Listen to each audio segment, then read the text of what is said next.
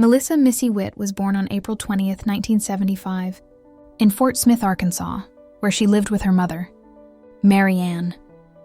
From an early age, Melissa displayed qualities that would later define her: kindness, determination, and a strong sense of responsibility. Friends and family consistently described her as warm-hearted, approachable, and someone who placed genuine effort into everything she did. These characteristics followed her into young adulthood as she pursued her education and balanced the demands of everyday life.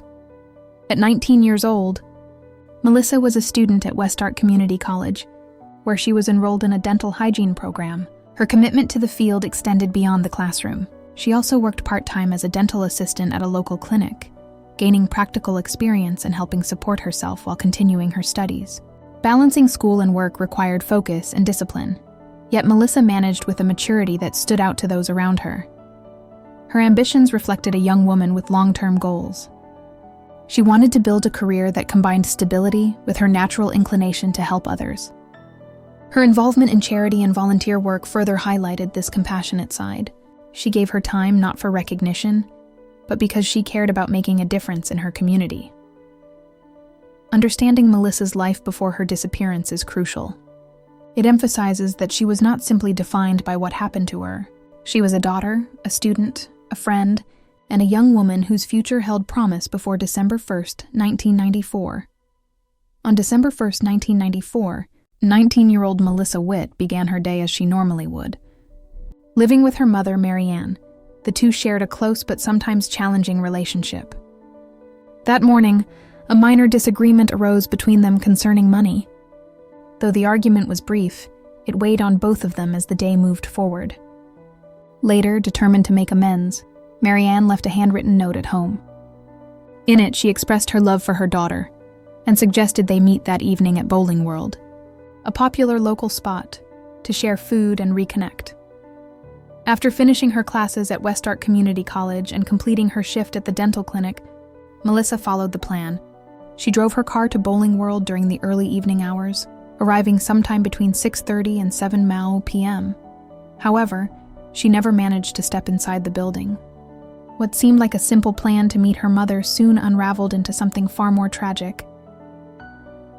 Evidence later showed that Melissa was confronted in the parking lot before she had the chance to enter.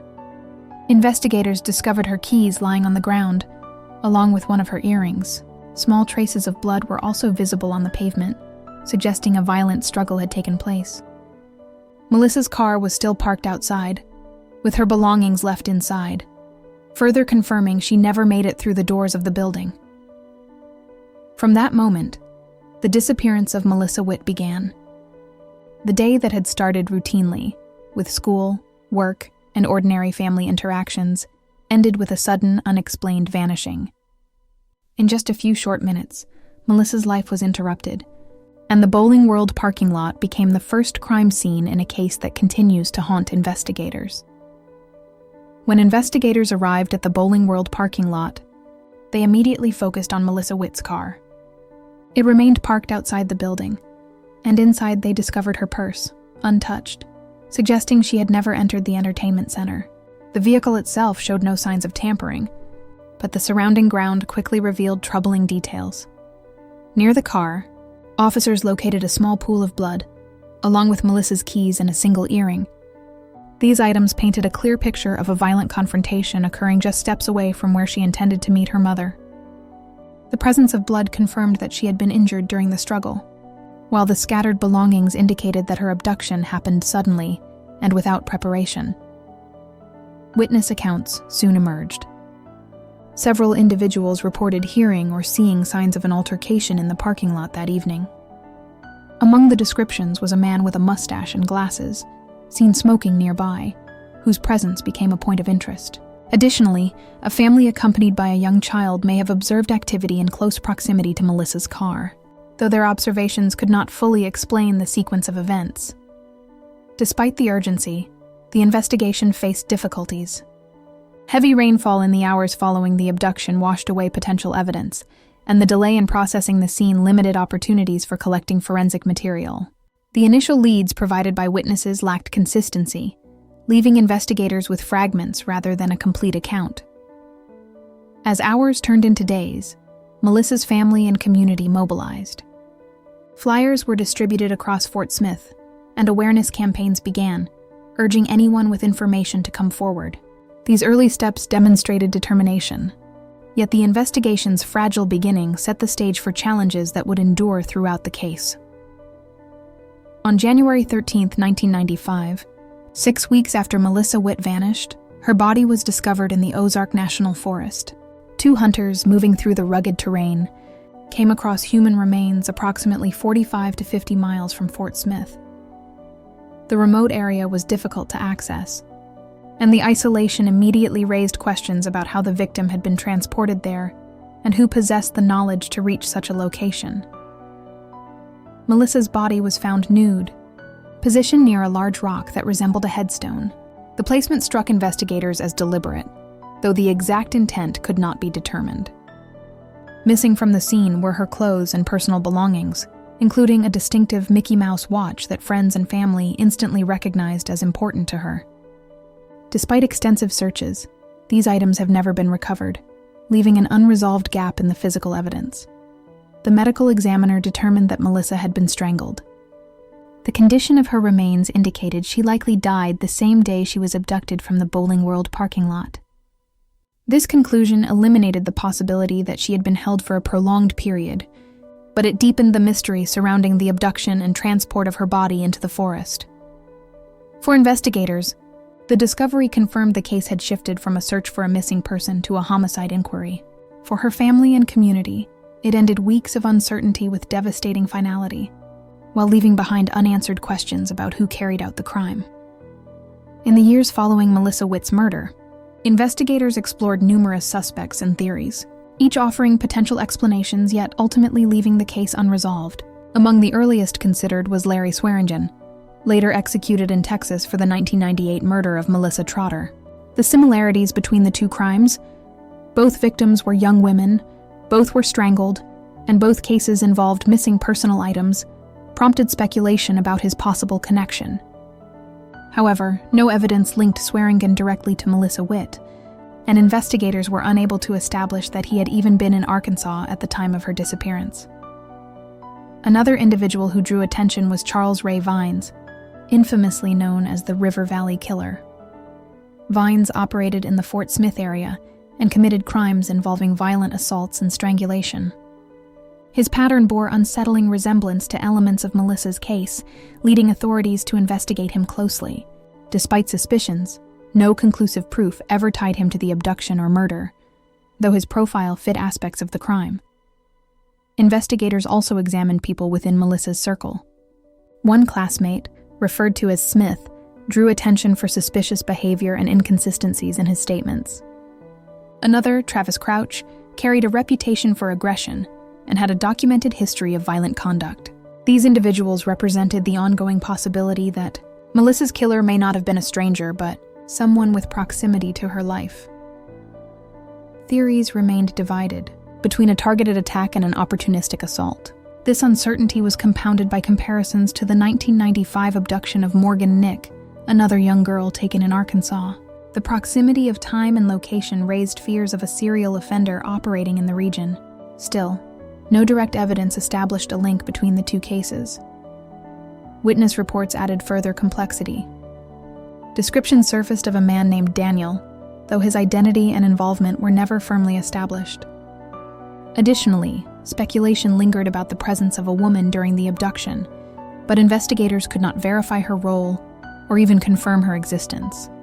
Across all these theories and suspects, one consistent theme emerged. Leads appeared promising, but evidence remained insufficient. Each possibility introduced new avenues, yet ended with uncertainty, leaving Melissa Witt's case suspended between suspicion and proof.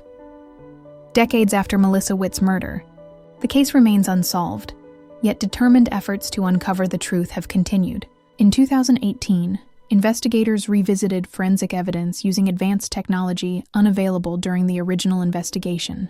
Hopes were high that new methods might reveal overlooked details or generate fresh leads. However, despite thorough analysis, the results offered no definitive breakthroughs. The lingering absence of clear forensic evidence continued to frustrate progress. underscoring the challenges of solving a crime that had grown cold over decades. Parallel to law enforcement's work, community members, writers, and documentary producers played crucial roles in keeping Melissa's story alive. Their dedication ensured that public awareness did not fade, transforming the case into one recognized well beyond Fort Smith. Through articles, books, and filmed projects, they sought to keep pressure on the investigation while honoring Melissa's memory. In recent years, advocacy has taken new forms.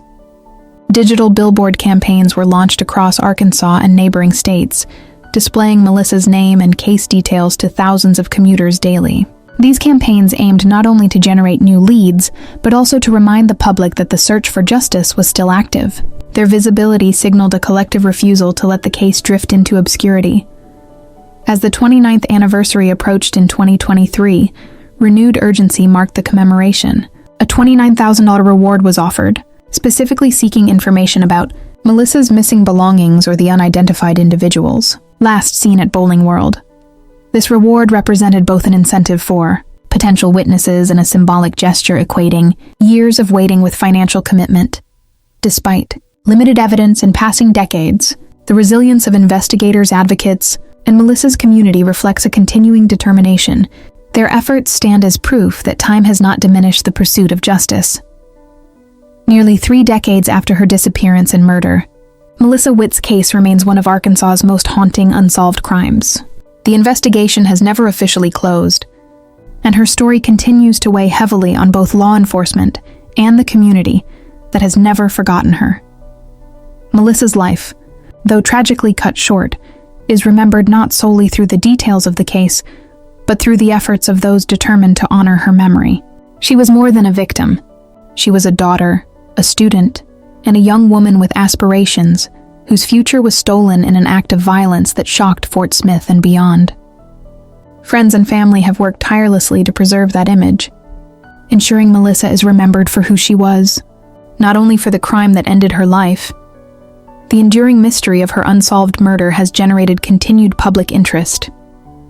Documentaries such as At Wit's End and the writings of advocates have broadened awareness, keeping Melissa's story alive for new generations. These projects emphasize both the ongoing search for justice and the importance of never letting such cases fade into silence.